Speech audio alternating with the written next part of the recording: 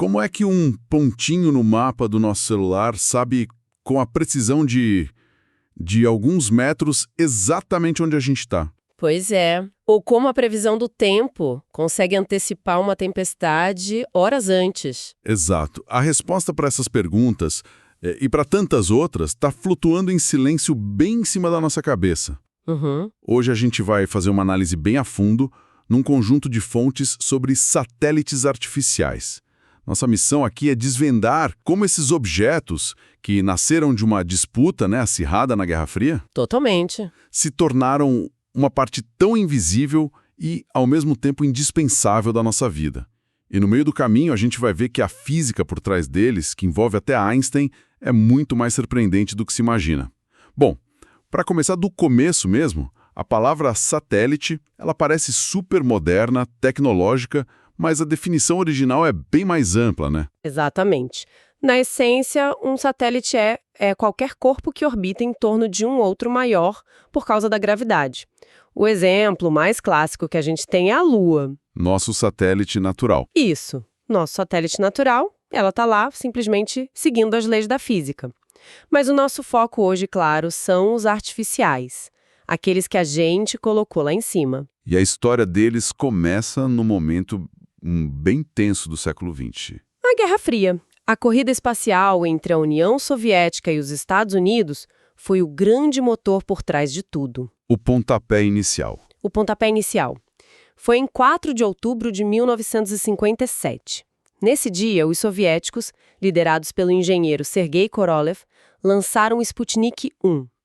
Ele foi o primeiro objeto feito pelo homem a orbitar a Terra. E era uma coisa, surpreendentemente simples. O que era basicamente? Era uma esfera de alumínio polido com 58 centímetros, pesando uns 83 quilos. Pensa numa bola de praia de metal com 4 antenas compridas. Era isso. E o único trabalho dele era emitir um bip-bip que qualquer rádio amador no planeta podia captar. As fontes descrevem o impacto disso como um choque global. Não foi só ciência, foi uma declaração de poder. Precisamente. Aquele bip-bip foi ouvido no mundo todo e gerou pânico nos Estados Unidos. A sensação era de que eles tinham sido ultrapassados tecnologicamente. De que o inimigo agora tinha o terreno elevado, né? O espaço. Exatamente. A reação foi imediata. O governo americano foi duramente criticado e isso acelerou a criação da NASA em 1958. Poucos meses depois, eles lançaram o primeiro satélite deles, o Explorer 1. A corrida estava declarada. E de uma barril de metal apitando, a gente foi para milhares de objetos super complexos hoje. Mas eles não estão todos bagunçados lá em cima, certo? As fontes falam sobre diferentes estradas ou órbitas. Isso. A órbita é tudo. É ela que define o que o satélite pode fazer. Pensa assim em 3 grandes avenidas. A mais próxima da Terra é a órbita terrestre baixa, a LEO. LEO. Isso. Ela fica entre 500 e 1.500 quilômetros de altitude. Os satélites ali são muito rápidos, dão uma volta na Terra a cada 90 minutos. Tão rápido assim? Então eles devem ser perfeitos para tirar fotos detalhadas, porque passam por cima do mesmo lugar várias vezes por dia. Exatamente. É lá que ficam os satélites de observação, como os da série Landsat. Eles monitoram desmatamento, cidades crescendo, calotas polares, são os nossos olhos em altíssima resolução. Certo. E a segunda avenida? A intermediária é a órbita terrestre média, ou MIO, que fica lá por uns 10.400 quilômetros de altura. E quem mora nesse bairro espacial? A constelação mais famosa de todas, os satélites do sistema GPS. Eles não precisam daquele detalhe absurdo da LEO, mas precisam de uma coisa crucial: cobrir o globo inteiro o tempo todo. Ah, entendi. Nessa altura, com menos satélites, eles já conseguem enxergar o planeta todo. Exato. E por fim, a gente tem a órbita mais distante, e para mim a mais engenhosa, a órbita geoestacionária, ou GEO. Geoestacionária. Quando eu li isso, a primeira coisa que eu pensei foi num satélite parado no céu, o que, bom, a física diz que é impossível. Como funciona essa ilusão? É uma dança cósmica perfeita, a uma altitude exata de 36 mil quilômetros, bem em cima da linha do Equador. Um satélite leva exatamente 24 horas para dar uma volta na Terra. Ah, ele gira na mesmíssima velocidade que o nosso planeta? Na mesmíssima velocidade. O resultado para a gente aqui embaixo é que ele parece que está pregado, fixo, no mesmo ponto do céu, dia e noite. O que é perfeito para comunicação. Se você tem uma antena parabólica, ela aponta para um lugar fixo justamente por isso. Perfeito. É ideal para telecomunicações, TV e também para meteorologia. Satélites como GOAS ficam parados sobre um continente monitorando a formação de um furacão em tempo real, 24 horas por dia. Não dá para fazer isso com um satélite que passa zunindo a cada 90 minutos. Então, a órbita define a função. E quais são os outros trabalhos que eles fazem? A gente já falou de comunicação, observação, meteorologia, navegação como GPS. Bom, ainda temos os de exploração científica, basicamente telescópios em órbita. O mais famoso, o Hubble, né, que nos deu imagens do universo que seriam impossíveis de conseguir daqui de baixo, por causa da nossa atmosfera. Que distorce tudo. Exato. E, claro, temos os militares, os satélites espiões. Eles são a continuação direta do propósito original do Sputnik. Vigilância, segurança e defesa. São provavelmente os mais avançados de todos. E essa parte do GPS que eu achei mais fascinante nas fontes.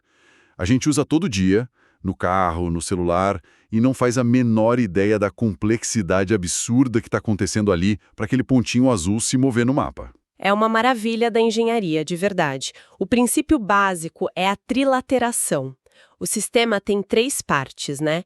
O segmento espacial, que são os 24 satélites principais em órbita MEL. O de controle, que são estações aqui na Terra que ficam monitorando e corrigindo os satélites. E o de usuários, que somos nós com os nossos celulares e outros receptores. Certo. E como esse cálculo funciona na prática? Cada satélite é como se fosse um farol no espaço. Ele transmite continuamente um sinal de rádio com 2 informações vitais. Primeiro, onde ele está exatamente naquele instante. A posição orbital dele. Isso. E segundo, o tempo exato em que ele enviou aquele sinal. E esse tempo é medido por um relógio atômico a bordo, que tem uma precisão, assim, absurda. E o nosso celular capta esse sinal. Ele sabe a hora que o sinal chegou e compara com a hora que o satélite disse que enviou. A diferença entre os dois é o tempo da viagem. Perfeito. Sabendo esse tempo de viagem e sabendo a velocidade da luz, que é constante, o receptor faz uma conta simples e descobre a distância exata até aquele satélite. Ok, vamos tentar visualizar. Com a distância de um satélite, eu sei que estou em algum ponto de uma esfera imaginária gigante com ele no centro. Certo? Com o segundo satélite, a minha posição fica restrita à intersecção das 2 esferas, que é um círculo. Com o terceiro, a intersecção das 3 esferas me dá 2 pontos. Um deles geralmente absurdo, tipo no meio da Terra, então o sistema sabe qual é o certo. A minha lógica diz que com 3 satélites a gente já deveria ter um X no mapa. E a sua lógica está perfeita. Geometricamente, 3 satélites bastariam para achar uma posição X, Y e Z. Mas as fontes foram bem claras. Precisa de um 4º satélite. E eu confesso que essa parte me pegou. Eu sempre achei que o 4º era só para ter mais precisão, uma redundância. Mas a razão de verdade é bem mais surpreendente, não é? É a parte genial de todo o sistema. O problema não está no espaço. Está aqui, na nossa mão. Como assim? Toda essa matemática de distância e tempo depende de uma precisão de nanosegundos. Bilionésimos de segundo. Os satélites têm relógios atômicos caríssimos para isso. Mas o seu celular, obviamente, não tem. O relógio de quartzo do seu aparelho é incrivelmente impreciso se comparado. Puxa, é uma daquelas coisas que quebram a cabeça. A gente pensa que o problema do GPS é o sinal, a antena, mas o desafio real é que o tempo no nosso celular está errado em relação ao sistema. Exatamente. Essa pequena imprecisão do nosso relógio, se não fosse corrigida, geraria um erro de quilômetros no cálculo. A solução foi puramente matemática. O sistema trata o erro do nosso relógio como uma 4ª incógnita. Uma 4ª variável no problema. Isso. Com 3 satélites, você tem 3 equações para 3 incógnitas, x, y e z, latitude, longitude e altitude. Ao adicionar informação de um quarto satélite, você ganha uma quarta equação.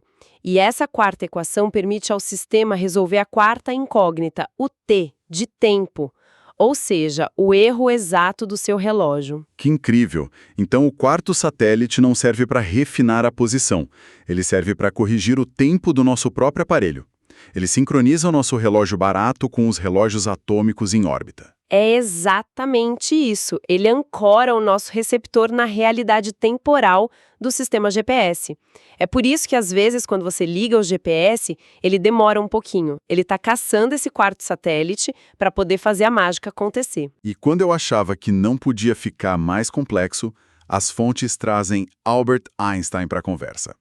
Elas dizem que, sem as correções da teoria da relatividade, o GPS acumularia um erro de mais de 10 quilômetros por dia. Isso soa como ficção científica. Mas é uma das aplicações práticas mais diretas e impressionantes da física teórica. Tem dois efeitos da relatividade acontecendo agora e que precisam ser corrigidos o tempo todo. O primeiro vem da relatividade geral. A que relaciona a gravidade com o tempo, certo? A ideia de que o tempo passa mais devagar perto de algo com muita massa, como um planeta. Isso. Os satélites estão a uns 20 mil quilômetros de altura, num campo gravitacional da Terra que é bem mais fraco do que o que a gente sente aqui. O resultado, como Einstein previu, é que o tempo para eles passa um pouquinho mais rápido do que para nós. O relógio deles adianta. Adianta, cerca de 45 microsegundos por dia, só por causa disso. Ok. E o segundo efeito? Vem da relatividade restrita, que lida com a velocidade. Ela diz que quanto mais rápido algo se move, mais devagar o tempo passa para esse objeto. Os satélites de GPS estão se movendo a mais ou menos 14 mil quilômetros por hora. Por causa disso, os relógios deles andam um pouco mais devagar que os nossos, cerca de 7 microsegundos por dia. Então, peraí. A gente tem um efeito da gravidade que acelera o tempo deles em 45 microsegundos, e um efeito da velocidade que atrasa o tempo deles em 7. É um cabo de guerra cósmico. Exato. E o efeito da gravidade vence. Combinando os dois, o resultado líquido é que os relógios a bordo dos satélites adiantam em relação a nós uns 38 microsegundos todo santo dia. E os engenheiros que projetaram o sistema lá nos anos 70, eles já sabiam disso. Ou eles viram o erro acontecer e tiveram que correr para consertar. E as fontes contam essa história. No início, tinha engenheiros céticos que achavam que esses efeitos seriam insignificantes e não queriam incluir as correções.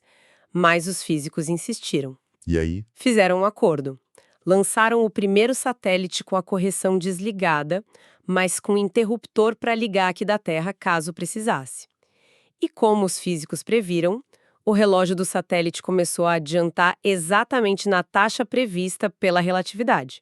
Eles rapidamente ligaram a correção e ela está ativa desde então. Uau! Então a teoria foi comprovada na prática em órbita. Mas 38 microsegundos são 38 milionésimos de segundo. Parece um número tão pequeno. Faz tanta diferença assim? Faz toda a diferença. Lembra que o cálculo usa a velocidade da luz? 300 mil quilômetros por segundo. Nessa velocidade, um erro de tempo minúsculo vira um erro de distância gigantesco. Esses 38 microsegundos, se não fossem corrigidos, fariam o sistema acumular um erro de mais de 10 quilômetros a cada dia. Ou seja, meu aplicativo de comida diria que meu jantar chegou, mas na verdade ele estaria no bairro vizinho. Seria o caos? Seria completamente inútil em questão de horas. Então, sim, toda vez que a gente usa o Waze ou o Google Maps, estamos, na prática, usando a teoria da relatividade de Einstein. Olhando para o futuro, o que as fontes indicam que vem por aí? Já parece uma tecnologia tão madura. A grande tendência é a miniaturização e a criação de grandes constelações.